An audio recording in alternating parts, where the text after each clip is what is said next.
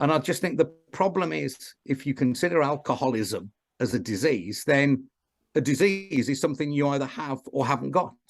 So it's quite easy to be drinking a massive amount like I was, up to 100 units a week. But because I wasn't waking up in a shop doorway or, or wetting the bed or drinking in the morning or getting arrested or any of that kind of stuff, but well, I haven't got this disease. That's just not me. And and I think that's sort of key to understand. That's not to say people haven't got serious dependence issues and need to quit completely, but I'm not sure it's a disease. I'm not sure it's helpful to think of it like that.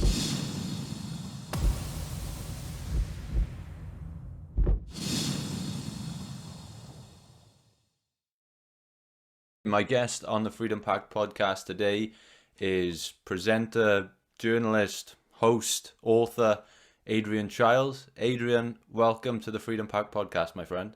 Thank you very much indeed for having me. I'm honoured, given the kind of people you normally have on. I don't feel worthy at all. No, don't be silly. So your new book, The Good Drinker, behind me here. Yeah, we're going to talk about that today. But wasn't the first book of yours I read? Even though I'm from the South Wales Valleys, I'm actually a massive West Bromwich Albion fan. you are. I am indeed. Yeah, Oh my God! I thought I knew every West Brom fan individually. Turns out there's one more. Yes. When I was living in Cardiff, I used to travel with the South Wales branch of the West Brom supporters club. And it was the Williams brothers from Bridgend who ran it at the time. One of them, I remember, had one of his hobbies was making things from matchsticks, and he had a matchstick battleship, which was his pride and joys, made as a teenager. And he was older then; he was in his 30s by then. And after a bad result, he stewed on it all the way back to Bridgend from Birmingham, which is a couple of hours at least. And when he got home, he said, "I'll normally calm down by the time I got home." When he got home, he took the battleship made out of matchsticks into his back garden, threw lighter fuel over it, and torched it just to rid himself of the bad feelings. But yeah. Yeah, I can definitely relate. I've made a couple of trips up to the Hawthorns, and it's always a long drive back after a disappointing result. But yes, a couple of years ago, I was gifted a copy of We Don't Know What We're Doing, and a very, very fascinating insight to football, even if you're not a West Brom fan like we are. It was about the psychology of football fans, why they, why some people, I've come to believe it's kind of genetic, why some people are massively into football and some aren't, and why some develop these loyalties to teams. And then, just there's all, people who are sort of in hospital dying, but all they could really think about was West Brom and whether they were going to get relegated or not, and so on. So, yeah, it just fascinated me. Drinking actually was a big part of that first book. I mean, it's going back 20 years ago now, but not quite that long, but not far off. And it was just the number of people who stopped going. There was one lad he was a male nurse from Birmingham, and he'd gone. It was just getting too much for him, going every week, and the drinking was a massive part of it. So he actually emigrated and went to New Zealand. To get away from the Albion. But even then, he would wake up at 3 o'clock every Sunday morning at kickoff time, which would be 3 p.m. back home. And you just automatically wake up and listen to it on the radio, so go figure. Yeah, it's crazy because I think, for a lot of people, their club is obviously where they grew up. They have that attachment. But for me, I've got no attachment to West Brom as a place. My dad is from Pontypridd, and he just so happened to support West Brom because they were good when he was a kid, and he brought me up to support them. So I've got no attachment with the actual place, yet if they lose a football game, which at the moment they do quite a lot, it ruins my weekend. So it's really weird. I think it's very good parenting on your dad's part. I must say. But Well, yeah, I get it. I mean, my dad tried to put me off it, but didn't. It was my granddad I've got to blame. But anyway, so going from that book to this book now, we're going to get all into it. But I guess a good segue would be, I mean, you alluded to it there. Obviously, drinking is a big part of football culture. What part did being a die-hard football fan have to play in you, developing a relationship with alcohol and it lead into a problem? What part did being football fan and football culture play in all that? um, well, I mean, as a kid, obviously, it never occurred to me to have a drink Hmm. going to football. When my granddad used to take me, when I was a teenager, it really wasn't part of it. And he said, I haven't really thought about it, but I suppose it was in my 20s. Maybe it was university in my 20s where going to the football seemed to involve drinking. But if you've got some kind of relationship with alcohol where it's just a massive part of your life, then it's kind of involved in every aspect of your life. I mean, that's what this book was supposed to be, a self-help book, really. Was the working title was How to Drink Less.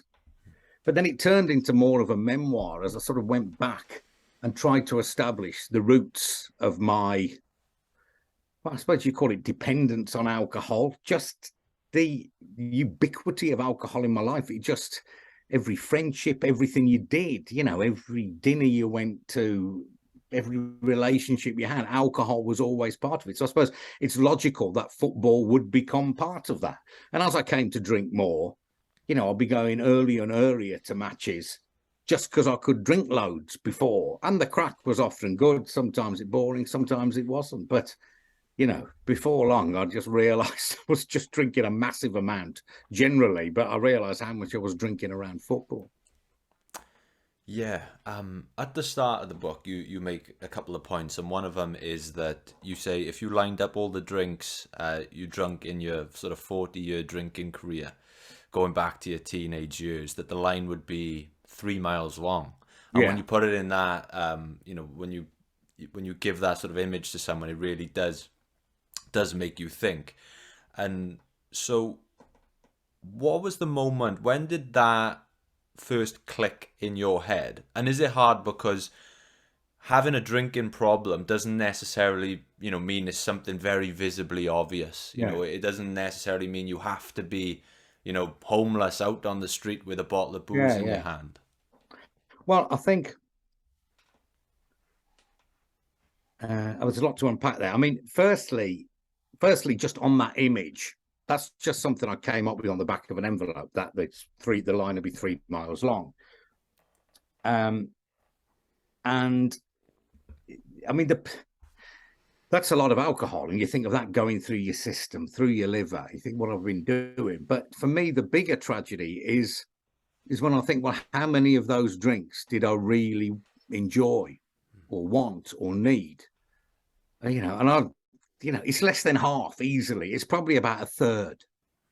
So it's all the wasted drinking, that just the pointless drinking. I was doing it because I couldn't think of anything else to do. I'd be in the pub. It was 8 o'clock. It wasn't closing time to 11. Nobody went home. So you sat there, you carried on drinking. I remember, forcing beer down, forcing wine down for no good reason. It was just mad. So that's key really, because all I've managed to do is take away the pointless drinks and just stick with the drinks I want, need, or enjoy. In terms of the idea of having a drink problem, then I would say anyone who drinks too much has got, some kind of dependency on alcohol. But what we subconsciously subscribe to is the Alcoholics Anonymous reading of it, that alcoholism is a disease,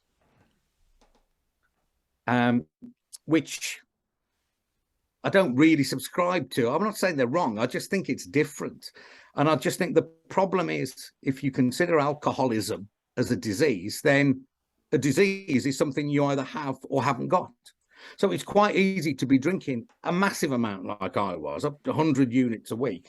But because I wasn't waking up in a shop doorway or, or wetting the bed or drinking in the morning or getting arrested or any of that kind of stuff, I thought, well, I haven't got this disease.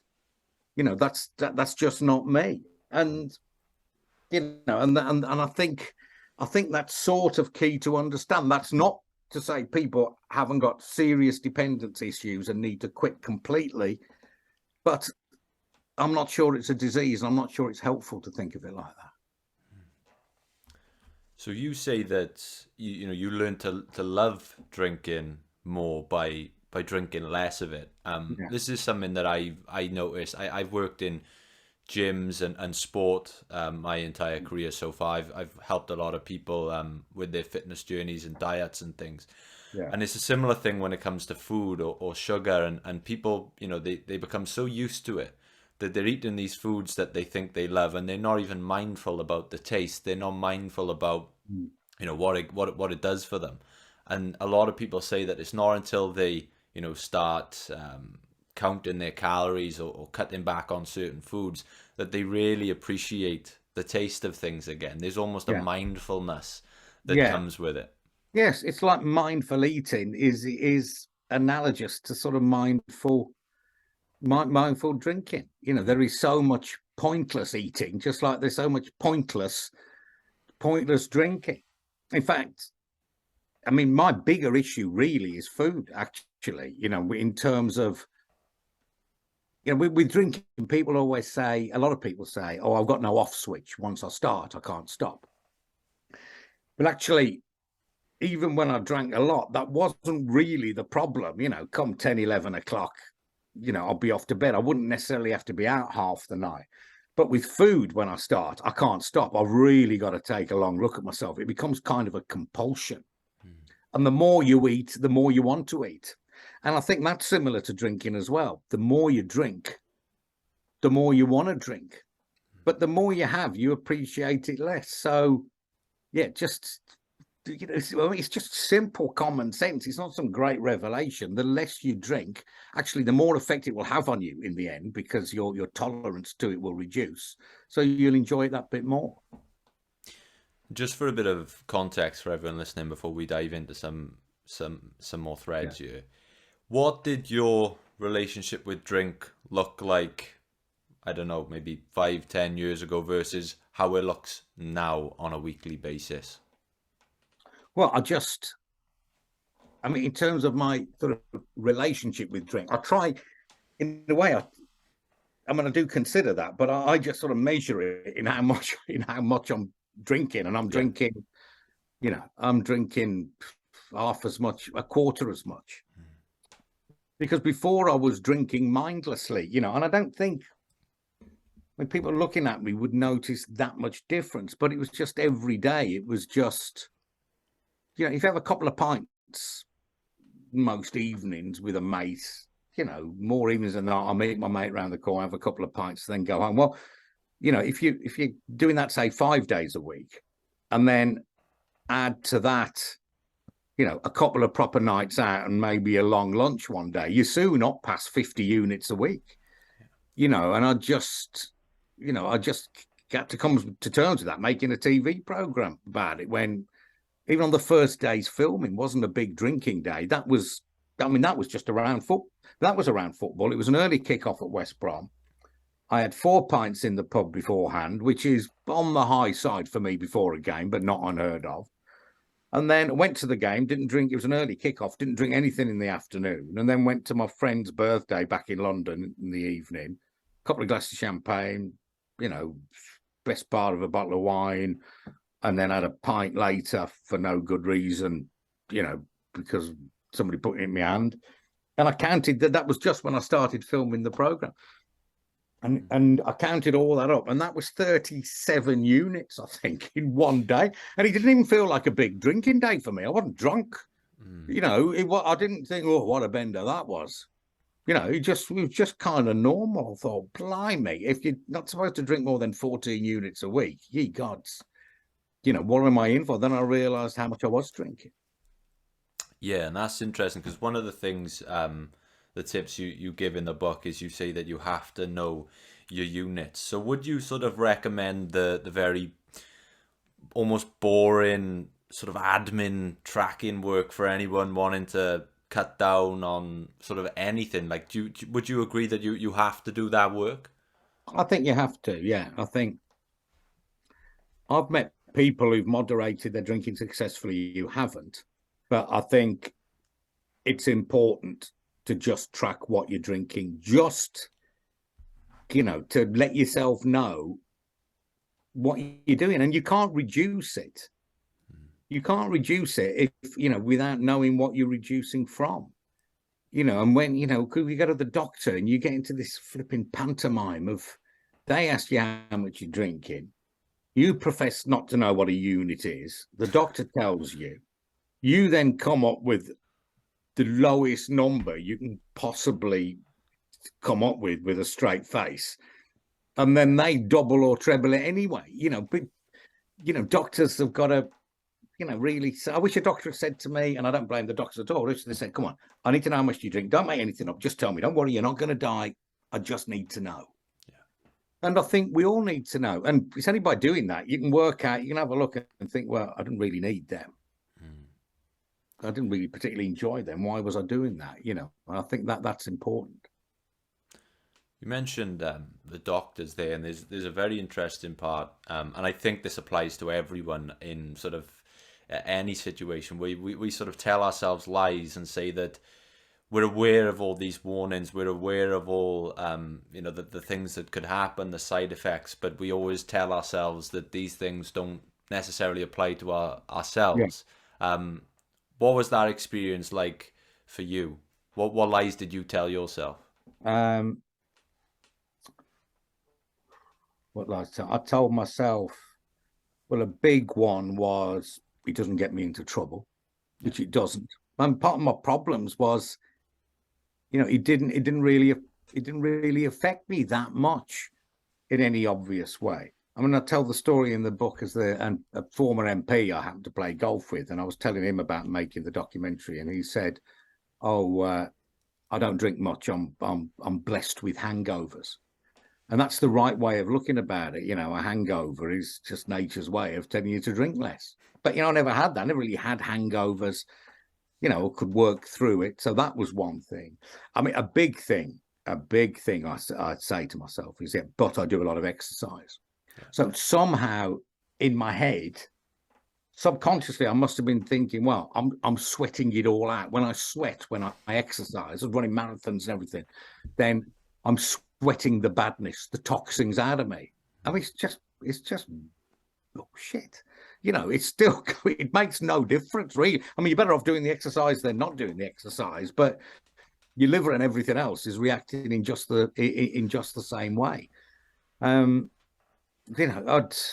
just say, no, I'm not a problem drinker, and but I was realizing that I was dependent. I mean, if you suddenly realize I'm drinking basically every day and drinking something, then I think that I think it's a I think you've got to look at yourself and say, well, do I really need this? How can I say I haven't got an issue when I can't imagine life without it? You recall a conversation in the book with Frank Skinner where he was sort of horrified to hear you describing how you would dread a social situation that you should probably enjoy if you knew that you couldn't drink there. Yeah. In those situations, those social events, what did the drink provide you that being sober didn't? I don't know. It's difficult to say. It's so hardwired after 40 years of it that it might be that it doesn't give you anything.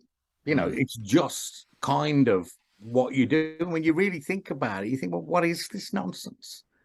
This is mad.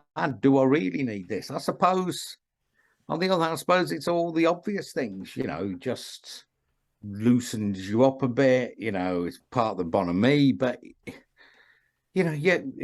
the following morning I could say, oh, I had a great time. And, you know, you kind of credit the drink with that. Yeah, we did a lot of drinking. It was great. But I mean, I probably had a great time because I was with all my closest friends, all having a good laugh together. Yeah, but the drink has convinced you that you need it to have a good time. And, you know, you've got to be sort of mindful of that and think, hang on, this might be a complete nonsense. Just sort of have a word with yourself. When you reached the point where you thought, you know, you may look down the route of AA or AA meetings, was that a decision that you came to on your own, or was it of the suggestion of somebody else? I suppose it was on my own, talking to people. I mean, I didn't go to AA because by this time I'd looked into it, and I thought, hang on, I mean, I don't think I have this disease, alcoholism, but though I wasn't sure, but I didn't think that was a helpful way of looking at it. I just thought I needed to cut down, and I was just sort of casting around for some ways to do it. I think AA do an awful lot of good. And from the one AA session I went to, it was a gobsmacking thing. And I learned a lot from that. But I mean, there's loads of just little things people said to me, inspired me to go. I mean, there's a friend of mine who drinks a lot.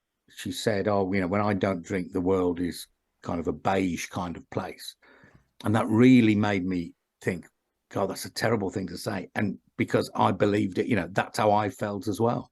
And I just thought, even sort of channeling religion a bit, I thought, well, this is God's green earth and the sky is blue, the trees are green. It's not beige. What is this madness if I think the world's beige without alcohol, or my friends aren't as funny if I don't drink with them, or they're not as funny if they don't drink when I am drinking? What is this madness? I've just got to get a grip. You know, I'm saying don't drink, but you know, who's in charge? Is it you or the drink? You know, it's about asserting some control. You're obviously very, very open about this. And I know you may have only been to, say, one AA meeting, but I imagine it's a very vulnerable situation to be in, where you have to openly admit to yourself and to other people that you have a problem.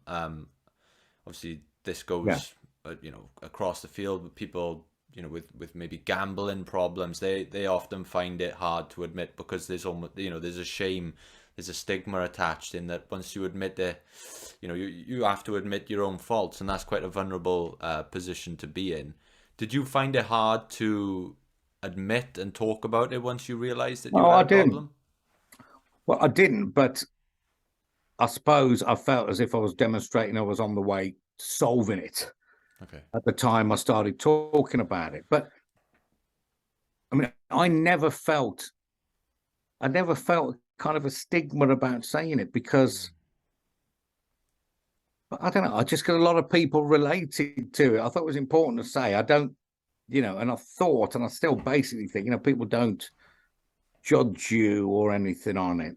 But, you know, so I just thought it was important to share it, and I didn't feel any great shame.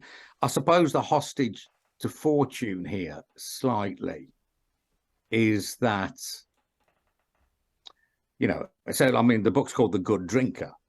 You know, so what happens, don't know, if I have a car accident or something, you know, now I don't drink and drive, so, but people would think, oh, yeah, he had a drink.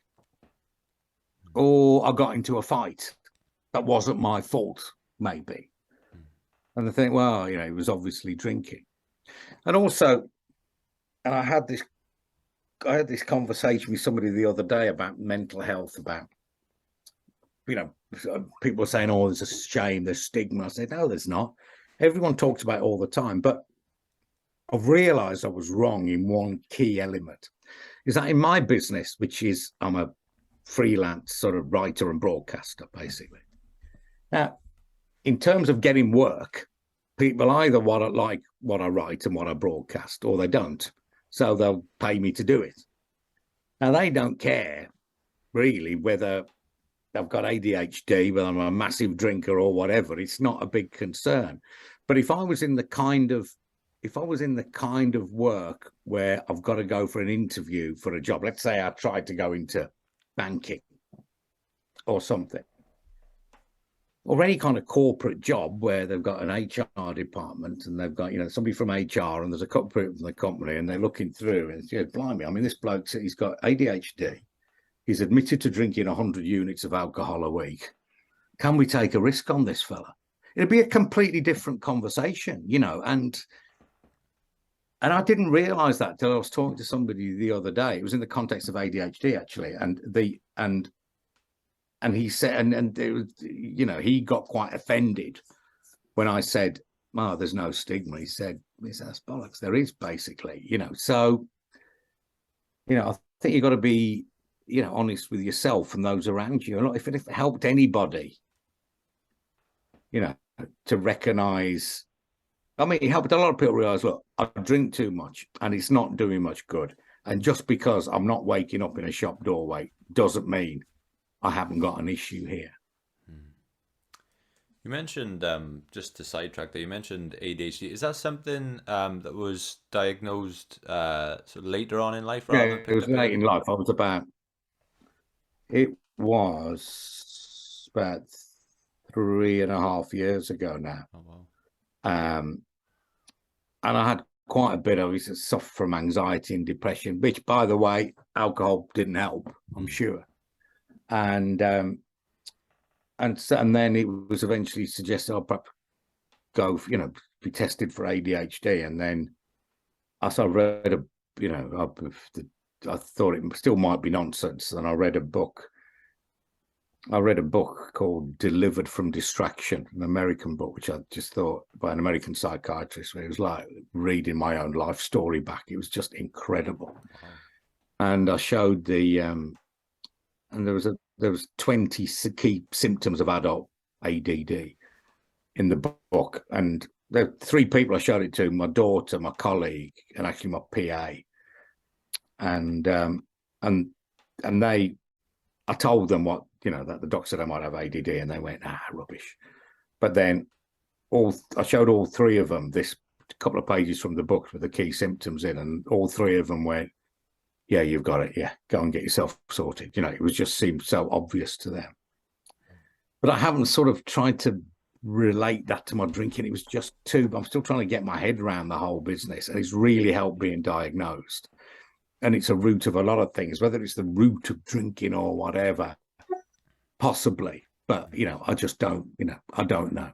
I couldn't say. There's one thing you mentioned in the book, when you talk about sort of tactics, there's a lot of self-help stuff in there. There's this one thing you mentioned, you say, see your life as a rotating circle. You should find yourself at its center. I wonder if you could just elaborate on that for the audience. Well, it was just an image that came to me, and it's along the lines of what I said about, who's the boss? Are you in charge of the alcohol, of the drinking, or is the drinking in charge of you?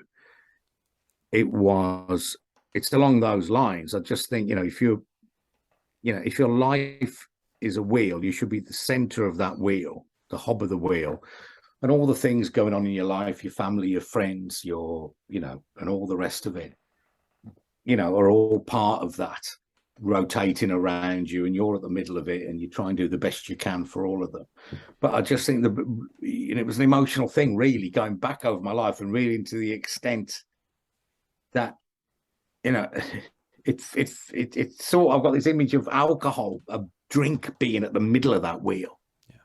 And everything sort of revolving around that, I'll see my mate, but, we'll have a drink, or, I'll take the kids out, but we'll go to the pub, so I can have a pint, and or whatever, go to the football, and so on. I think, and I just thought that's wrong. It's had too much of a role in my life. I mean, there's an old guy who said something in the book, about academic sociologist in his 60s or possibly older, And he said, we need to take alcohol off its undeserved pedestal in our lives, which is one way it's sort of, it's a bit of a mouthful, but actually, yeah, he's right. The undeserved pedestal. Yes, beer will solve everything. Yeah, it's revolve around that. I mean, and the other big thing, I'm sure you'll get around to this, but I sort of make sure I mention it. The really big thing that staggered me, and it was long after I made the documentary. It was only thinking about the book that I got to it, was that, there's this 14 units guidelines, which is, 7 pints of beer a week. Now, for a big drinker, that sounds like nothing. So I promise you ask most drinkers, what percentage, proportion of all drinkers do drink 14 units or less a week? Right. And the answer you'll get, usually people will say nothing, none. I don't believe any drinker drinks less than 14 units a week. But I mean, the research tells us it's 70% of all drinkers. So most drinkers are drinking within the guidelines. And even if you allow for a vast margin of error, I think we're safe saying more than half are drinking within the guidelines. So this is important to remember, because big drinkers like me, one of the excuses we give ourselves for drinking, we go, well, everybody drinks loads. It's just normal. But it's not true. You think it's normal because invariably you will only hang out with other drinkers. Yeah. When I went to university, then you choose. I went away, went to London to university. You choose a new group of friends effectively. Now, let's say I met 25. I had 25 friends, acquaintances, university. There's not one who didn't drink a lot like me. Now, I took that to mean everybody drinks, but in fact, it's because I chose them and they chose me. You hang around with people who are like yourself. It's the power of social norming. Yeah. So, it's a bit like lockdown. If you thought everyone else was complying with the rules, you thought, well, yeah, so will I. But if you thought others weren't, then you thought, oh, sod it, I won't. So I think it's really important to remember that if you're drinking a lot, fine. But don't go around saying that everyone does, because it's just not true. Yeah, it's interesting because when I was at university, I had never drank at this point. I don't really drink, but when I was there and I was with my flatmates that I was put with, everyone was drinking, getting to know each other, and they noticed that I wasn't drinking. They said, "Well, why aren't you drinking?" I said, "I don't drink," and they'd say, "Why?" As if I had some sort of big psychological problem that stopped me drinking, whereas the reality was I just didn't drink. Yeah. That fascinates me. It fascinates me how hard it must have been sort of not to take part in it when everyone else is doing. And I salute you. I mean, I wonder how many people get dragged into drinking a lot. Yeah. Unless a man like you would have you just could have been sort of talked into it. And those people, I guarantee, if they were drinkers like me, they thought, he's a bit of a weirdo. Yeah. Doesn't drink, there's something wrong with him. Yeah. What's the matter? What's the matter with the lad? How, his life can't be normal. How can he possibly, it's just madness. But that's how drinkers like to feel. They don't like to see somebody who's perfectly normal and sociable and friendly and good looking like yourself who, hang on, you can be like that and not drink. What's going on? So you never got talked into it then? No, I it's just one of those things. I never really started. When I was younger, I had quite bad social anxiety, so I was never in the social situations when I was younger where everyone was going out drinking. I'd prefer to sort of stay into my own company, so I sort of never got around to it. And then by the time I got to university, I just hadn't drank any alcohol up to that point. And I thought, well, I thought there's no real reason I should probably start now. But yeah, like you said, a lot of the people I live with, they would try and say, "Oh, well, just try this," or go on, give it a go, you'll love it. Sort of, yeah, Yeah. they do try and sort of. And did you ever have any? Um, no, not in those situations. I've tried it maybe once or twice in my life, but I've never been drunk. Like I've had like half, Yeah. half a drink here or there just to get a taste or whatever. But no, It must be bizarre reading my book then, it's really because fascinating. I mean, no, but I mean, it must be bizarre. You think, well, this is lunacy. A Mm. lot of big drinkers will read it. I might flatter myself and think, yeah, blimey, this is me. But you must be thinking, who are these people? What's the matter with them? No, it definitely is fascinating just to get, the Mm. a different perspective on it. Obviously, I take no sort of there's no sort of moral high ground in not Yeah, drinking. It's just something I just never happened to do. I don't think it makes me any worse or any better than anybody else. It's yeah. just very, very interesting to me. I think the other aspect is that a lot of drinkers, I sympathise with this, will look at the 14 units thing. And the reality is they're drinking 3 or 4 times that. Yeah, So they look at the 14 units thing and think, oh no, I can never get that low. Sod it, I won't. They don't know what they're talking about. I'm not going to do it. So they don't bother. They mm. don't bother, they don't bother doing anything about it. Um, that's a shame because, if you can cut down from sort of 50 units to 30 units even, Mm. that does you an awful lot of good. Yeah. You're doing yourself an awful lot less harm. Mm. In fact, drinking, going down from 50 to 30 relatively does you more good than dropping from, say, 30 to 10. Yeah. You know, um, Yeah. it's so, it's just, it's always worth, there's a marginal gain available here. It's just like everything you can do to drink a little less, will help. And just because you can't get to 14 isn't a reason to just not bother trying. Absolutely. We've had the sports psychologist Bill Bestwick worked with Manchester United on this show, Yeah, and he talked a lot about Roy Keane and how he's yeah, such a straight talking man. He told some brilliant stories. You yeah, have your own story you mentioned in the book where Roy Keane told you something about yeah. drinkers. How Well, did no, that it's just, impact you? Roy said, I'd stopped drinking for a Lent, and I happened to be with Roy round his house in Altrincham. And he said the thing with Roy doesn't drink, and he said, like, the thing with drinking is, and he had been a drinker, and he said, there's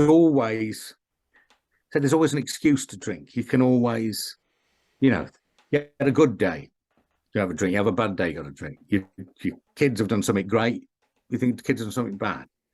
If you're bored, you drink. If you've, a funeral, great excuse to drink. That's, if you're a drinker, then everything is reduced, is a cause to drink. And even now, I think I've had a word with myself, but I'm still I still to do some of that stinking thinking myself. Like, there's a bloke, I know, about my age, and he had some, difficult time, to say the least, with prostate cancer. And there was I knew there was a key day whether he was found, whether things were really bad or things were going to be okay. Yeah. And I remember thinking, oh, I'll see him tonight, or I'll call him. I was thinking, well, that's good. Before I knew it, I was thinking, well, there's a drink either way, because if it's good news, then he'll I'll we're gonna go out and celebrate. If it's bad news, think, fuck it, Yeah. let's drink anyway. So to Roy's point, that is true, and that is also stinking thinking. You gotta, there's always, just as there's an excuse to drink, there's always an excuse not to drink as well. Just a couple of questions left before we wrap up. I read an article of yours on sleep and sort of insomnia, Yeah, and you briefly mentioned that you tried listening to sort of pub chatter tracks yeah, on Spotify, and you become so fascinated by it that you couldn't fall yeah, asleep. I wonder, for people listening who maybe from I don't know, America, or not really British culture, where the pub is, you know, such a sacred place. How would you explain the allure and fascination and atmosphere of a good British pub? Um, just, it's look, you've got to catch a pub that isn't completely empty Hmm. and isn't sort of standing room only busy. Hmm. But at its best, it's just quite relaxing. It's just, a relaxing environment, people chatting. I mean, I traveled across America when I was by Greyhound bus when I was 20 with a couple of mates.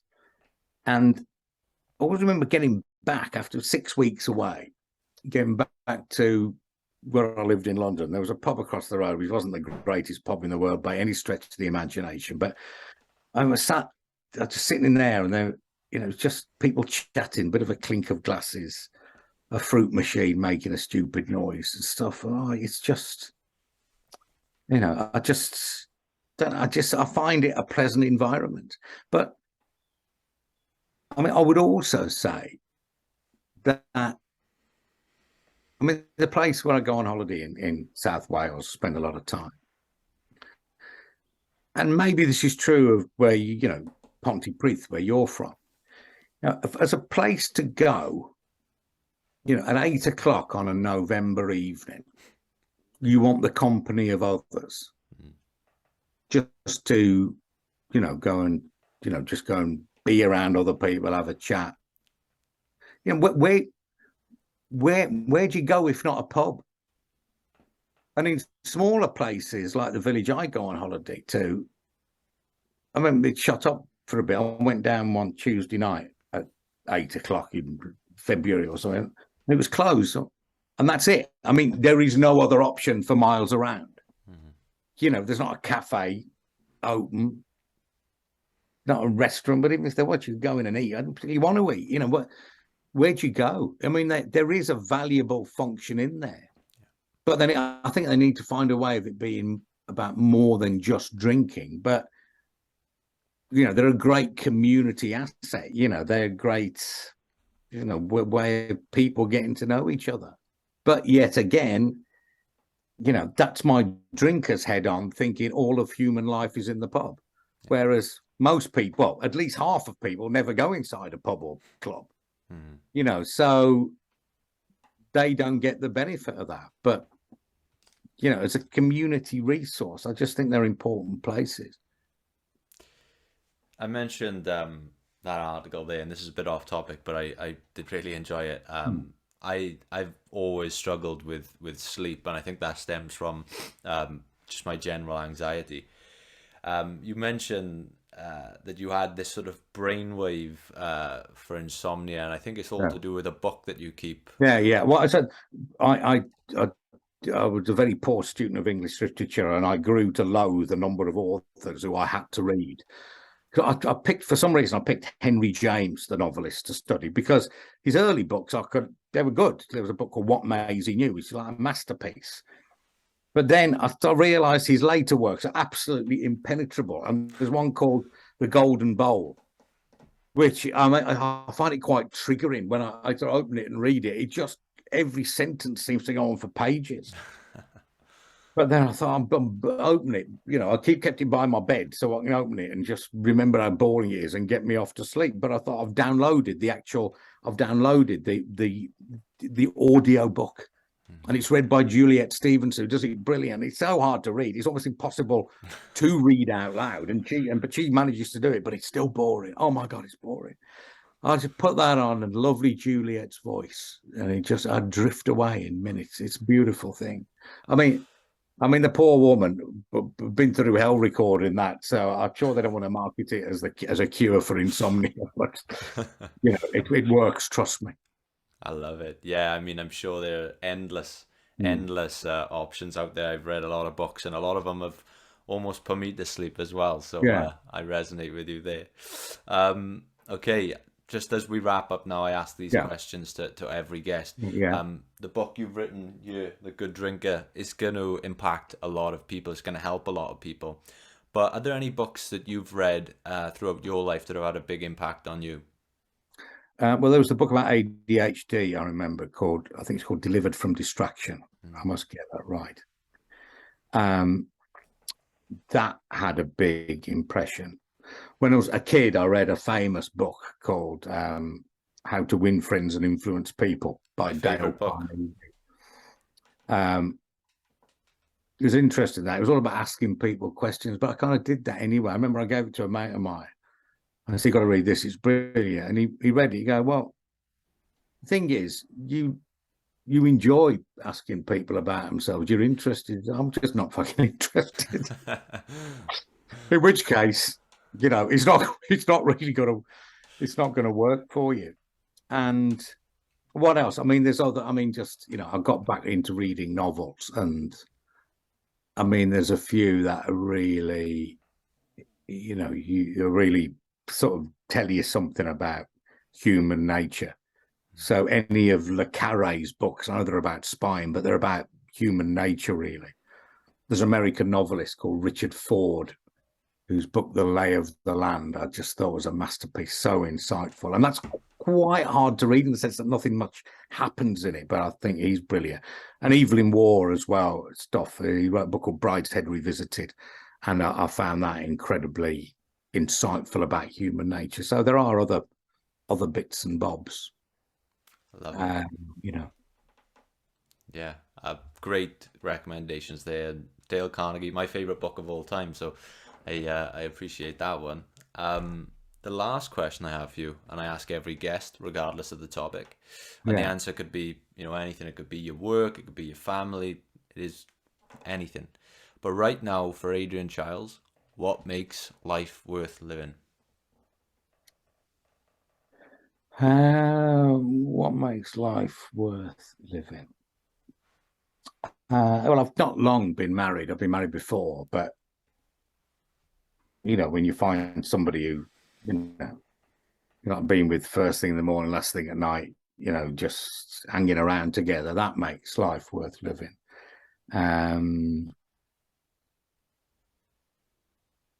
Just being out and about, walking anywhere is just thing important. Just keep moving. I can be a bit manic about it, but just sort of, anywhere in the urban streets or up mountains or whatever, that makes life worth living. I've got two daughters, 22 and 19. So whatever their one's left university, she's doing really well. The other one's got to grips with being at university, and hearing their joy in life, that makes life worth living. If only West Brom could actually win some games instead of drawing or losing every week, that'd be great. Yeah. That would just be the icing on my cake. Me and you both, my friend. And it's a long season ahead. Who knows what could happen? But we've talked a lot about The Good Drinker today. By the time this episode airs, the book will be out. So for anyone listening, where can we direct them to? Where could they best find the book and more from yourself? Well, I don't know. It's more from myself. Well, I write in the book could be available in sort of bookshops and online. There's also an audio book if you can stand the sound of my voice, and it'd be on Kindle and whatever usual places. That's for me. I'm on the radio. I'm on Radio 5 Live from 11 till 1 every Thursday and Friday and other times too. And also I write a column for The Guardian every week, which is, takes an awful lot of anguish to find 1,000 words to say about something every week. But, that's great. I write for The Sun as well. So I'm generally about somewhere or other.